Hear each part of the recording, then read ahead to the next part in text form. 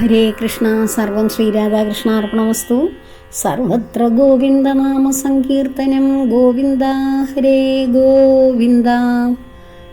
ശ്രീമദ് ഭാഗവതം 24 ഭാഗമാണ് നമ്മളിന്ന് വിവരിക്കുന്നത്.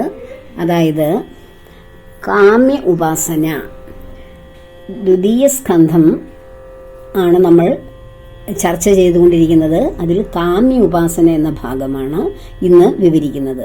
കാമ്യ ഉപാസന എന്ന് വെച്ചാൽ നമ്മുടെ ആഗ്രഹങ്ങളനുസരിച്ച് നമ്മൾ ആരെ ഭജിക്കണം. ഓരോ മനുഷ്യർക്കും വ്യത്യസ്തമായ ആഗ്രഹങ്ങളാണ് ഭൂമിയിലുള്ളത്. അപ്പോൾ ആ ആഗ്രഹപ്രകാരം ഏതേത് ദേവന്മാരെയാണ് ആഗ്രഹ പൂർത്തീകരണത്തിന് ഭജിക്കേണ്ടത്, അതിനെക്കുറിച്ച് പരീക്ഷിത്ത് മഹാരാജാവിനോട് ശ്രീ ശുഖബ്രഹ്മർഷി ഉപദേശം കൊടുക്കുന്നതാണ് നമ്മൾ ഇന്ന് ചർച്ച ചെയ്യുന്നത്. അപ്പോൾ കഴിഞ്ഞ ദിവസം സദ്യോമുക്തിയും ക്രമമുക്തിയെക്കുറിച്ചും ഒക്കെ നമ്മൾ കഴിഞ്ഞ ദിവസം ചർച്ച ചെയ്തു. എന്താണ് മുക്തി സാധനത്തിനുള്ള കാര്യങ്ങൾ, ആ മുക്തി 2 വിധമുള്ളത് ഏതൊക്കെ തരത്തിലെയാണ്, ഓരോ മുക്തിക്കും എന്തുവരെ എത്താം, അല്ലെങ്കിൽ എവിടം വരെയും നമുക്ക് ഭക്തിയുടെ ആ ഉയർച്ചയിലെത്താം എന്നൊക്കെ വളരെ വിശദമായി കഴിഞ്ഞ ഭാഗത്ത് ചർച്ച ചെയ്തിരുന്നു. ഇന്ന് നമുക്ക് ബാക്കി ഭാഗങ്ങളിലേക്ക് കടക്കാം.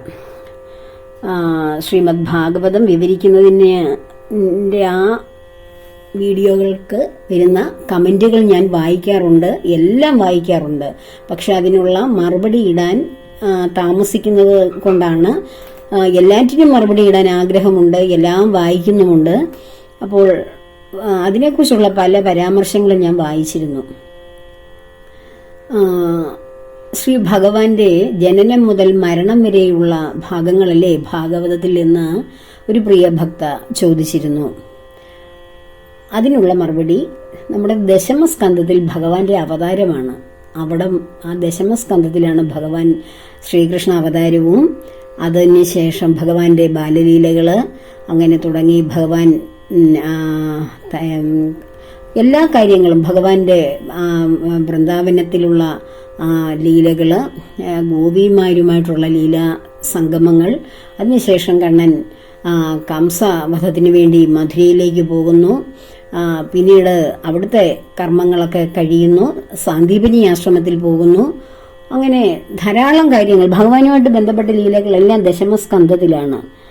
എല്ലാം അസുരന്മാരെ നിഗ്രഹിക്കുന്ന പൂതന മുതലുള്ള എല്ലാ കാര്യങ്ങളും, രാസക്രീഡയും സുദർശന മോക്ഷവും അരിഷ്ടാസുരവധവും കേശിവധവും മധുരാപ്രവേശവും കുബ്ജയുടെ അനുഗ്രഹവും കംസവധം, അങ്ങനെ അക്രൂരനോട് ദൗത്യം, ജരാസന്ധനോടുള്ള യുദ്ധം, ദ്വാരകാ നിർമ്മാണം, മുചുകുന്ദന്റെ മോക്ഷം, രുക്മിണി സ്വയംവരം തുടങ്ങിയെല്ലാം ധാരാളം ഭാഗങ്ങളെല്ലാം ഭാഗവതത്തിന്റെ ഒരു നട്ടെല്ലാണ്, പ്രധാനപ്പെട്ട ഭാഗമാണ് ദശമസ്കന്ധം. അതിലാണ് ഭഗവാന്റെ ജനനം മുതൽ ഭഗവാൻ അവസാന സ്വർഗാരോഹണം വരുന്നത് ഏകാദശ സ്കന്ധം 11ാമത്തെ സ്കന്ധത്തിലാണ്. അതിനു മുൻപ് വരെയുള്ള ഭഗവാൻ എല്ലാ കാര്യങ്ങളും മഹാഭാരത യുദ്ധത്തിൽ പാണ്ഡവരോടൊപ്പം നിൽക്കുന്നതും എല്ലാം അതിലാണ് വരുന്നത്. പക്ഷേ ഇപ്പോൾ ഞാൻ ഈ ചർച്ച ചെയ്യുന്ന ഭാഗം കേട്ടപ്പോൾ ഇതിൽ ഭഗവാന്റെ ഭാഗം ഒന്നും പറയുന്നില്ലല്ലോ.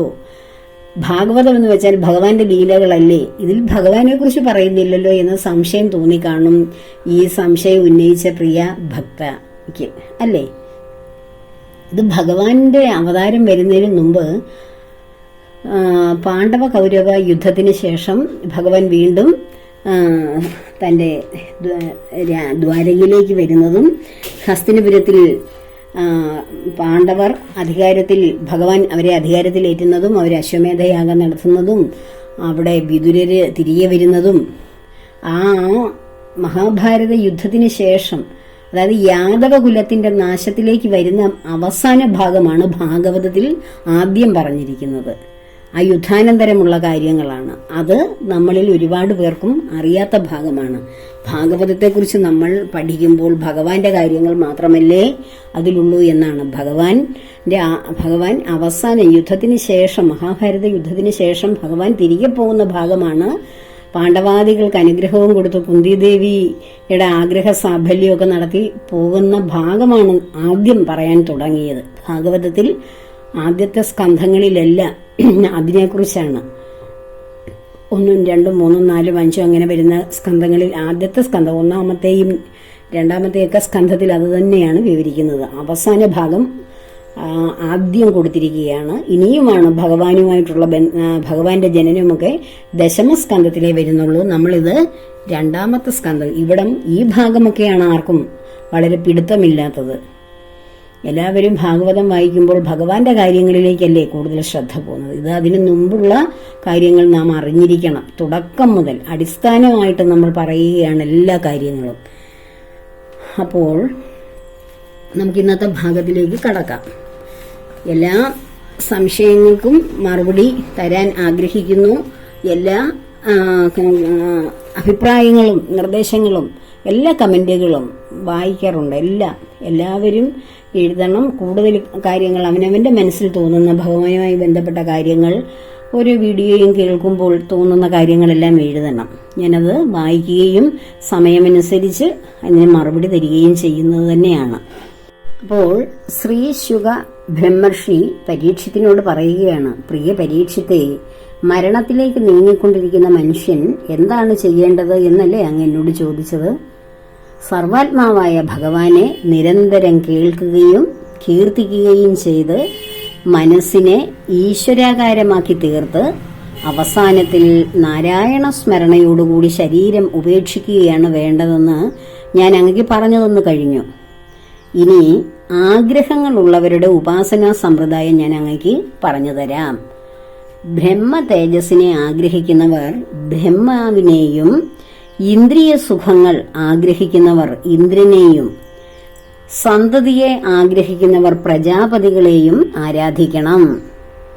സമ്പത്തിനെ ആഗ്രഹിക്കുന്നവർ മായാമയ്യായ ദേവിയെയാണ് ആഗ്രഹിക്കേണ്ടത്, അല്ലെങ്കിൽ പൂജിക്കേണ്ടത്. സമ്പത്തിനെ ആഗ്രഹിക്കുന്നവർ മായയെയാണ് പൂജിക്കേണ്ടത്. സാധാരണഗതിയിൽ ഭഗവാന്റെ ഭക്തർ മായയിൽ നിന്ന് മോചനം നേടുവാനാണ് ആഗ്രഹിക്കുന്നത്.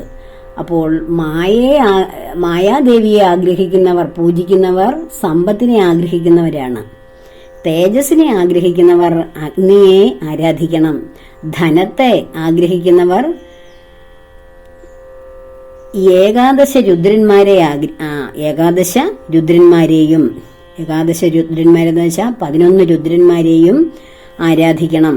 അന്നം മുതലായ ആഹാര പദാർത്ഥങ്ങളെ ആഗ്രഹിക്കുന്നവർ അതിഥിയെയും സ്വർഗത്തെ ആഗ്രഹിക്കുന്നവർ അതിഥിയുടെ പുത്രന്മാരായ 12 ആദിത്യന്മാരെയും ആരാധിക്കണം. 12 ആദിത്യന്മാരെന്ന് വെച്ചാൽ 12 സൂര്യന്മാരെയും, അത് അതിഥിയുടെ മക്കളാണ് ഈ 12 സൂര്യന്മാരായിട്ട് വരുന്നവർ. അവരെയാണ് സ്വർഗത്തെ ആഗ്രഹിക്കുന്നവർ ആരാധിക്കേണ്ടത്.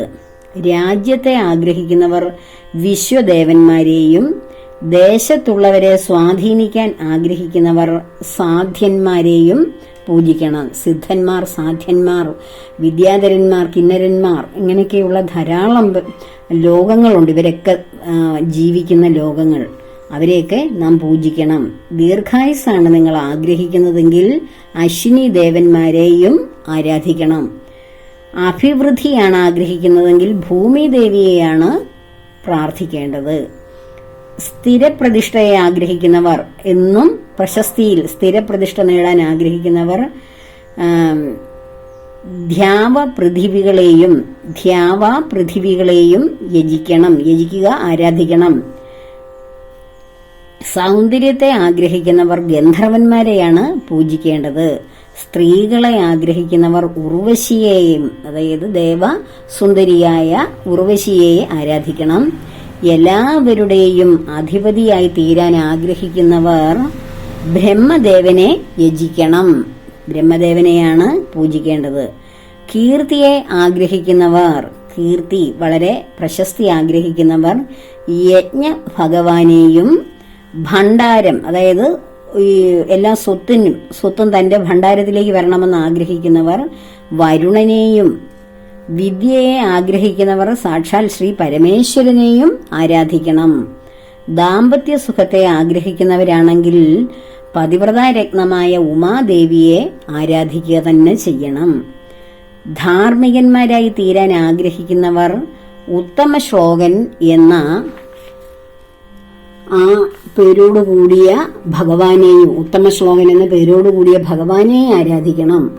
വംശത്തിന്റെ അഭിവൃദ്ധിയെ ആഗ്രഹിക്കുന്നവർ പിതൃക്കളെയും, ബാധകളിൽ നിന്ന് രക്ഷ ആഗ്രഹിക്കുന്നവർ യക്ഷന്മാരെയും, ഓജസ്സിനെ അതായത് ശരീരബലത്തെ ആഗ്രഹിക്കുന്നവർ മരുത്തുക്കളെയും ആരാധിക്കണം.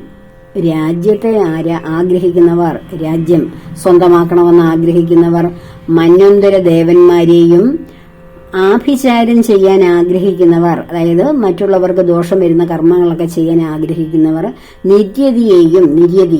നിര്യതിയെയും, ശാരീരിക ഭോഗങ്ങളെ ആഗ്രഹിക്കുന്നവർ ചന്ദ്രനെയും ആരാധിക്കണം. എന്നാൽ ആഗ്രഹമൊന്നുമില്ലാത്തവർ പരമപുരുഷനായ ഭഗവാനെയാണ് ആരാധിക്കേണ്ടത്.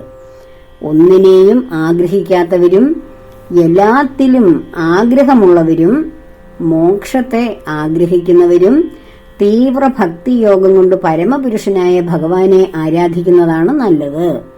അതായത് പരീക്ഷത്തിനോട് ഉപദേശിച്ചു കൊടുക്കുകയാണ്. ഒന്നിനെയും ആഗ്രഹിക്കാത്തവരും എല്ലാത്തിലും ആഗ്രഹമുള്ളവരും മോക്ഷത്തെ ആഗ്രഹിക്കുന്നവരും തീവ്രമായ ഭക്തിയോഗം കൊണ്ട് പരമപുരുഷനായ ശ്രീ ഭഗവാനെ ആരാധിക്കുന്നതാണ് നല്ലത്. ഈശ്വര ഉപാസന കൊണ്ട് സാധിക്കേണ്ടതായ പരമഫലം ഭഗവാനിൽ നിശ്ചല ഭക്തി ഉണ്ടാകലാണ്. പരീക്ഷത്തെ ഭഗവത് കഥകളെ ശ്രദ്ധയോടെ കേൾക്കുന്നതുകൊണ്ട് ഗുണഭാവങ്ങൾ നീങ്ങി മനസ്സ് ശുദ്ധവും നിസ്സംഗവുമായി തീരും. ശുദ്ധമായ മനസ്സിൽ നിഷ്കളങ്കമായ ഭക്തിയുണ്ടാവും. ഭക്തി കൊണ്ട് മനസ്സ് സത്വഗുണപ്രധാനമായി തീരും. അങ്ങനെയുള്ള മനസ്സിൽ ഞാൻ ആത്മാവാണെന്ന ബോധം ഉണ്ടാകുകയും ജ്ഞാനമുണ്ടാവുകയും ചെയ്യുന്നു. ആ ജ്ഞാനം കൊണ്ട് അജ്ഞാനം നശിച്ച് മുക്തനായി തീരാൻ സാധിക്കുന്നു. മോക്ഷപ്രാപ്തിക്കുള്ള സുഗമമായ മാർഗമാണ് ഭക്തിയോഗം. സാധകനെ ഭക്തിയോഗത്തിൽ എത്തിക്കുന്ന ഭഗവത് കഥകളിൽ വിവേകിയായ ആർക്കാണ് പരീക്ഷത്തെ താല്പര്യം തോന്നാതിരിക്കുക? ഇത്രയും കേട്ടപ്പോൾ ശൗനക മഹർഷി സൂതനോട് ചോദിച്ചു. ഇത് ശ്രീശുകൻ പരീക്ഷത്തിന് ഉപദേശിച്ചു കൊടുക്കുന്ന കാര്യം ശൗനകാദികളോട് സൂത പൗരാണികൻ പറയുന്നതാണ് നൈമിഷാരണ്യത്തിൽ. ഞാനത് ആദ്യം തന്നെ എല്ലാ ഭാഗത്തും അത് പറയുന്നുണ്ട്. ഇത്രയും ഈ ശുക മഹർഷി പരീക്ഷത്തിന് ഉപദേശിച്ച കാര്യം സൂതൻ ശൗനകാദികളോട് പറയുന്നത് കേട്ടപ്പോൾ ശൗനകൻ വീണ്ടും സൂതനോട് ചോദിക്കുകയാണ്. ശ്രീശുക ബ്രഹ്മർഷിയുടെ ഉപദേശത്തെ കേട്ട പരീക്ഷിത്തു മഹാരാജാവിന് പിന്നീട് എന്താണ് സൂത ഉണ്ടായത്? സജ്ജനങ്ങളുടെ സദസ്സിൽ നിശ്ചലമായും ഭഗവത് കഥാലാപം തന്നെ നടന്നിരിക്കും. പരീക്ഷിത്ത് പരമഭക്തനാണ്. അദ്ദേഹത്തിന്റെ കുട്ടിക്കാലത്തെ കുട്ടിക്കളികൾ പോലും ഭഗവാനെ കേൾക്കുക, കീർത്തിക്കുക, പൂജിക്കുക, ധ്യാനിക്കുക എന്നിവയായിരുന്നു. പരീക്ഷത്തിന്റെ കുട്ടിക്കാലത്തെ ആ ബാലലീലകൾ, കളികൾ പോലും ഭഗവാനുമായി ബന്ധപ്പെട്ട കളികളൊക്കെ ആയിരുന്നു ചെയ്തുകൊണ്ടിരുന്നത്. ശ്രീശുക ബ്രഹ്മർഷി ഭഗവാനെ സർവാത്മന ശരണം പ്രാപിച്ചവനുമാണ്. അപ്പോൾ പരമഭക്തനായ പരീക്ഷിത്തും ഉത്തമ ഭക്തനായ പരീക്ഷിത്തും പരമജ്ഞാനിയായ ശ്രീശുക ബ്രഹ്മർഷിയും പരസ്പരം കണ്ടുമുട്ടുന്ന ആ സദസ്സിൽ നിശ്ചയമായും ഭഗവാന്റെ മാഹാത്മ്യങ്ങൾ മാത്രമേ ചോദിക്കുകയും വർണ്ണിക്കുകയും ചെയ്തിരിക്കാൻ സാധ്യതയുള്ളൂ. ഒരു ദിവസം സൂര്യൻ അസ്തമിക്കുന്നതോടെ ഒരു ദിവസത്തെ നമ്മുടെ ആയുസ് നഷ്ടപ്പെടുന്നു. ഈശ്വര ഭജനം ചെയ്യുന്ന സമയമൊഴികെ മറ്റുള്ള സമയം മുഴുവൻ നഷ്ടപ്പെടുക തന്നെയാണ് ചെയ്യുന്നത്. ഈശ്വര ഭജന ഒരു ദിവസം എത്ര സമയം ചെയ്യുന്നു അതുമാത്രമാണ് നമ്മുടെ ജീവിതത്തിൽ ആ ദിവസത്തെ ഫലമുള്ള സമയം. വൃക്ഷങ്ങളും ജീവിക്കുന്നില്ലേ? പ്രാകൃത മൃഗങ്ങളും ആഹാരം കഴിക്കുകയും വിഷയസുഖമൊക്കെ അനുഭവിക്കുകയും ചെയ്യുന്നില്ലേ? വൃക്ഷങ്ങൾക്കും മൃഗങ്ങൾക്കും ഒക്കെ ചെയ്യാൻ കഴിയാത്തതാണ് ഈശ്വര ഭജനം. അത് ചെയ്യാത്തവനെ എങ്ങനെ മനുഷ്യനെ കണക്കാക്കാൻ കഴിയും?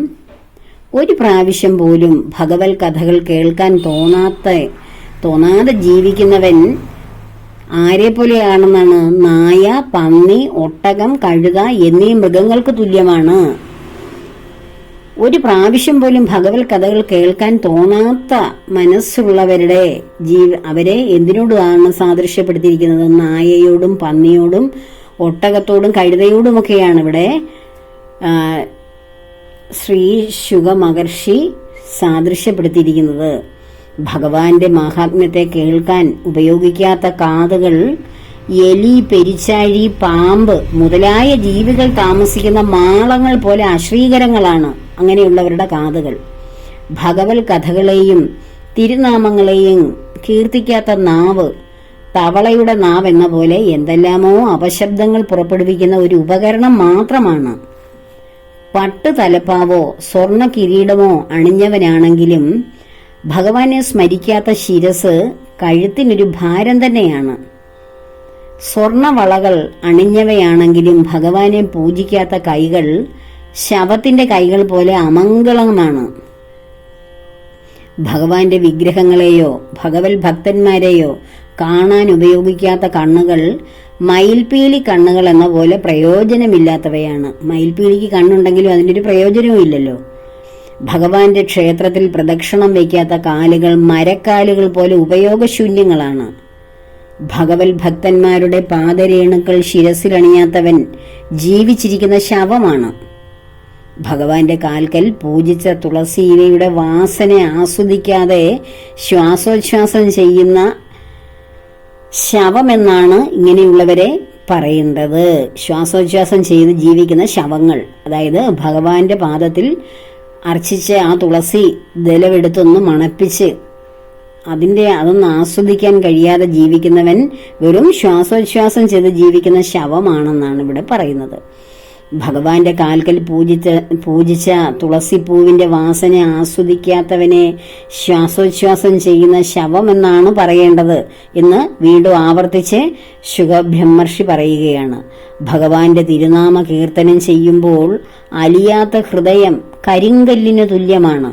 ഭഗവാന്റെ തിരുനാമ കീർത്തനം നമ്മുടെ ഹൃദയത്തെ ആനന്ദ തരളിതമാക്കും. അപ്പോൾ അങ്ങനെ അലിയാത്ത ഏതെങ്കിലും ഹൃദയമുണ്ടെങ്കിൽ അത് കരിങ്കല്ലിന് തുല്യമാണ്. അവൻ മനുഷ്യനല്ല, മനുഷ്യന്റെ രൂപമുണ്ടെങ്കിലും. അതാണ് അത്തരം ഹൃദയത്തോടു കൂടിയവന് ഭക്തിയുടെ ഭാവങ്ങളായ രോമാഞ്ചം, ആനന്ദ കണ്ണുനീർ, ഗദ്ഗദം എന്നിവ സംഭവിക്കാത്തത്. കരിങ്കല്ലിന്റെ മാതിരി ഹൃദയമുള്ളവർക്ക് ഭഗവാന്റെ നാമങ്ങൾ എത്ര നാമകീർത്തനം ചെയ്താലും അവന് ആ ഭക്തിയുടെ ഉദാത്തമായ ഒരു ഭാവത്തിൽ ഉണ്ടാകുന്ന ഒരു രോമാഞ്ചമോ ആനന്ദ കണ്ണുനീരോ ഗദ്ഗദമോ ഒന്നും സംഭവിക്കുന്നില്ല. ഭക്തനായ സൂത, അങ്ങ് ഞങ്ങളുടെ ചിന്താഗതിക്കനുസരിച്ചാണ് അങ്ങ് ഞങ്ങൾക്ക് പറഞ്ഞു തരുന്നത്. ശൗനകാദി പറയുകയാണ്. അതിനാൽ പിന്നീട് പരീക്ഷിത്ത് എന്താണ് ചോദിച്ചതെന്നും ശ്രീശുക മഹർഷി എന്താണ് മറുപടി പറഞ്ഞതെന്നും ഞങ്ങൾക്ക് അങ്ങ് അത് കീർത്തിച്ചു തരുവാൻ അങ്ങയ്ക്ക് ദയ ഉണ്ടാകണമെന്ന് ശൗനകാദി മഹർഷികൾ സൂത പൗരാണികനോട് ആവശ്യപ്പെടുകയാണ്. അപ്പോൾ ഇത്രയും നമുക്ക് ഇവിടം കൊണ്ട് നമുക്ക് അവസാനിപ്പിക്കാം. അടുത്ത ദിവസം അടുത്ത ഭാഗത്തിലേക്ക് കടക്കാം. ഇനി ശ്രീശുകന്റെ സ്തുതിയാണ്, ശ്രീശുക സ്തുതിയാണ് അടുത്ത ഭാഗത്ത് നാം ചർച്ച ചെയ്യുന്നത്. അപ്പോൾ ഭഗവാനെ ആരാധിക്കുന്നത് ഒന്നിലും ആഗ്രഹമില്ലാത്തവരും ഭക്തിയിലൂടെ മുക്തി സാധിക്കുവാൻ ആഗ്രഹിക്കുന്നവരുമാണ് നമ്മൾ പരമപുരുഷനായ ഭഗവാനെ ആരാധിക്കുന്നവർ. കാമ്യമായിട്ടുള്ള ഭക്തിയിലൂടെ കടന്നു പോകുന്നവർ ആരാധിക്കേണ്ട വിവിധ ദേവീ ദേവതകളെ കുറിച്ചാണ് ഇവിടെ നമ്മൾ വിവരിച്ചത്. കാമ്യഭക്തിയും പരമമായ ഭക്തിയും രണ്ടും രണ്ടാണ്. ഭഗവാനെ ആഗ്രഹിക്കുന്നവർക്ക് ഈ കാമവാസനകളൊന്നും അവരുടെ ഹൃദയത്തിൽ വരില്ല. അവർക്ക് ഇതിലൊന്നിലും ഒരു താല്പര്യവും കാണില്ല. എന്താണ് നമുക്ക് എന്ത് കിട്ടിയാലാണ് ഭഗവാനെ പൂർണ്ണമായി ലഭിക്കുക എന്നാണ് ഓരോരുത്തരും ഭഗവാനെ ആഗ്രഹിക്കുന്നവർ ചെയ്യുന്നത്. നമുക്ക് എല്ലാവരും ഇപ്പൊ നമുക്ക് ഉത്സവകാലമല്ലേ, ഓണമല്ലേ വരുന്നത്. അപ്പോൾ നമ്മുടെ ബന്ധുക്കളെല്ലാം ഒത്തുകൂടി നമുക്ക് ഏറ്റവും പ്രിയപ്പെട്ടവരെല്ലാം ഉണ്ടായി. ഇപ്പൊ എൻ്റെ മോൻ വന്നിട്ടുണ്ട്. അവൻ തിരുവോണം കഴിഞ്ഞിട്ട് ആ വിട്ടം ചതയം, ആ ചതയത്തിന്റെ അന്ന് തിരികെ പോകും, തിരികെ ലണ്ടനിലേക്ക്. ഇപ്പോൾ കുറച്ചൊരു 10, 20, 26, 25 ദിവസത്തോളം ഇവിടെ ഉണ്ട്. അത്രയും ദിവസങ്ങളിലേ ഉള്ളൂ നാട്ടിൽ. അപ്പോൾ എന്നോട് എല്ലാവരും ചോദിക്കും, മോൻ വന്ന വിവരം അറിയുമ്പോൾ, മോൻ വന്നല്ലോ, ടീച്ചർ വളരെ സന്തോഷത്തിലായിരിക്കുമല്ലേ, സന്തോഷമായിരിക്കും എന്നൊക്കെ ഇങ്ങനെ എല്ലാവരും പറയും. മോൻ വന്ന വിവരം അറിയുന്നവരും അവനെ കാണുന്നവരുമല്ല. പക്ഷെ എന്നെ മാത്രമല്ല, ഞാൻ നിങ്ങൾ ഓരോരുത്തരെയും പറയുകയാണ്, നമ്മൾ അതിൽ അമിതമായി ആഹ്ലാദിക്കുന്നു. നമ്മുടെ കുഞ്ഞുങ്ങൾ, അല്ലെ നമ്മുടെ ഭാര്യ, ഭർത്താവ്, നമ്മുടെ അച്ഛനമ്മമാർ എല്ലാവരും കൂടെ സംഗമിക്കുന്ന സമയത്ത് നമ്മൾ മതിമറന്ന് ഒത്തിരി മനസ്സിലങ്ങ് ആഹ്ലാദം കൊടുക്കുന്നു. എത്ര ആഹ്ലാദിക്കുന്നോ അത്രയും അവർ നമ്മുടെ അടുത്ത് നിന്ന് തിരികെ പോകുമ്പോൾ നാം വേദനിക്കുക തന്നെ ചെയ്യും. അപ്പോൾ അവർ വരുമ്പോൾ അമിതമായ സന്തോഷവും എല്ലാവരും കൂടി ഒത്തുകൂടുമ്പോൾ അമിത സന്തോഷം വരുന്നത് അമിതമായ ദുഃഖത്തിന് കാരണമാകും. ഒന്നും നമുക്ക് ഭൗതികത്തിൽ നമുക്ക് കിട്ടുന്ന എന്ത് സന്തോഷങ്ങളും അത് ഭഗവാന്റെ പാദങ്ങളിൽ സമർപ്പിച്ചുകൊണ്ട് അതിൽ നിന്നൊരു അംശം എടുത്ത് നമ്മുടെ മനസ്സിനെ ആഹ്ലാദിപ്പിച്ചാൽ മാത്രം മതി. പൂർണ്ണമായ മനസ്സിന്റെ ആഹ്ലാദം നമ്മുടെ ജീവിതവുമായി ബന്ധപ്പെട്ട നമ്മുടെ പ്രിയപ്പെട്ട ഓരോ വ്യക്തികൾക്കും നാം വീതം വെച്ചു കൊടുത്താൽ ഭഗവാനെ പിന്നെ എവിടെയാണ് വയ്ക്കേണ്ടത്? ഭഗവാൻ എവിടെയാണ് പിന്നെ സ്ഥാനം? നമ്മൾ ഭയങ്കരമായ ദുഃഖത്തിലേർപ്പെടും. നമ്മുടെ പ്രിയമുള്ളവരെല്ലാം നമ്മളിൽ നിന്ന് അകന്നകന്നു പോകുമ്പോൾ നമ്മൾ അതികഠിനമായ വേദനയിൽ ഏർപ്പെട്ട് നമ്മുടെ ജീവിതം വളരെ ദുസ്സഹമായി തീരും. എല്ലാം ഇപ്പോഴും ഭഗവാനെ ഹൃദയനാഥനായി വയ്ക്കുക. ആ ഭഗവാൻ തരുന്ന ഓരോ സന്തോഷങ്ങളാണ് നമ്മുടെ ആ സംഗമങ്ങൾ. നമ്മുടെ പ്രിയമുള്ളവരുമായിട്ടുള്ള സംഗമങ്ങളെല്ലാം ഭഗവാൻ അനുവദിച്ചു തരുന്ന ഓരോ അനുഗ്രഹങ്ങൾ മാത്രമാണെന്ന് കരുതി അതിൽ ഒരു സംയമനം പാലിക്കുമ്പോൾ ദുഃഖത്തിലും സംയമനം ഉണ്ടാക്കാൻ നമുക്ക് കഴിയും. സന്തോഷത്തിൽ സംയമനം ഉണ്ടാകുമ്പോഴേ ദുഃഖത്തിലും അത് ഉണ്ടാവുകയുള്ളൂ. അല്ലെങ്കിൽ വലിയ വലിയ വേദനകളിൽ ചെന്ന് മനസ്സുപെടും. അപ്പോൾ ഭഗവാനാണ് നമ്മുടെ ആത്യന്തികമായ സന്തോഷവും ആത്യന്തികമായ ദുഃഖവും എല്ലാം ഭഗവാന്റെ പത്മപാദങ്ങളിലാണ് സമർപ്പിക്കുന്നത്. അങ്ങനെയുള്ള ഭഗവാനെ നമുക്ക് എല്ലാവർക്കും ചേർന്ന് ആരാധിക്കാം. ഭഗവാനെ ഹൃദയത്തിൽ സൂക്ഷിക്കാം. ഭഗവാൻ ഹൃദയത്തിൽ ഇരിക്കുന്ന നിറവ് കാരണം ധാരാളം ദുഃഖങ്ങൾ, ദുരിതങ്ങൾ ജീവിതത്തിൽ നിന്ന് അകന്നു പോകുന്നു. ഭഗവാൻ എപ്പോഴും ഈ ദുരിതങ്ങൾക്കിടയിൽ എന്നെ രക്ഷിക്കാൻ ഭഗവാൻ ഉണ്ടല്ലോ.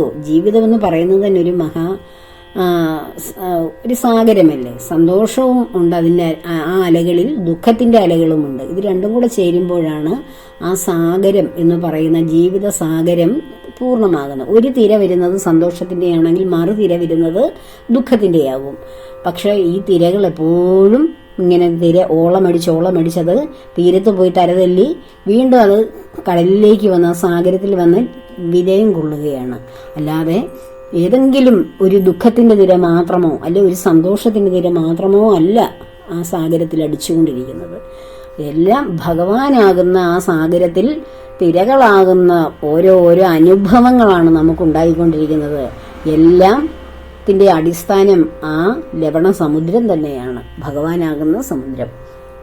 അപ്പോൾ എല്ലാവർക്കും ഭഗവാനിലുള്ള ഭക്തി വർദ്ധിക്കട്ടെ. ഭഗവാനോടൊപ്പം ഇരിക്കുവാൻ എല്ലാവർക്കും സമയവും അവസരവും ഒക്കെ ഉണ്ടാവട്ടെ. ഭഗവത് കഥകൾ കേൾക്കാനുള്ള അവസരം ഉണ്ടാകട്ടെ. സത്സംഗങ്ങളിൽ ഏർപ്പെടുവാനുള്ള സൗകര്യങ്ങളെല്ലാവരെയും ഭഗവാൻ അനുവദിച്ചു കൊടുക്കട്ടെ എന്ന് ആഗ്രഹിക്കുന്നു. ഭക്തിയിലേക്ക് വേഗം അടുക്കുകയും ഭഗവാനെ സ്വന്തമാക്കാൻ ആഗ്രഹിക്കുകയും ചെയ്യുന്ന എല്ലാവർക്കും അതിനുള്ള അവസരം ഉണ്ടാകട്ടെ എന്ന പ്രാർത്ഥനയോടുകൂടി സർവകർമ്മങ്ങളും ഭഗവാന്റെ പത്മപാദങ്ങളിൽ സമർപ്പിക്കുന്നു. ലോകാ സമസ്ത സുഖിനോ ഭവന്തു. സർവത്ര ഗോവിന്ദനാമ സങ്കീർത്തനം. ഗോവിന്ദ ഹരേ ഗോവിന്ദ.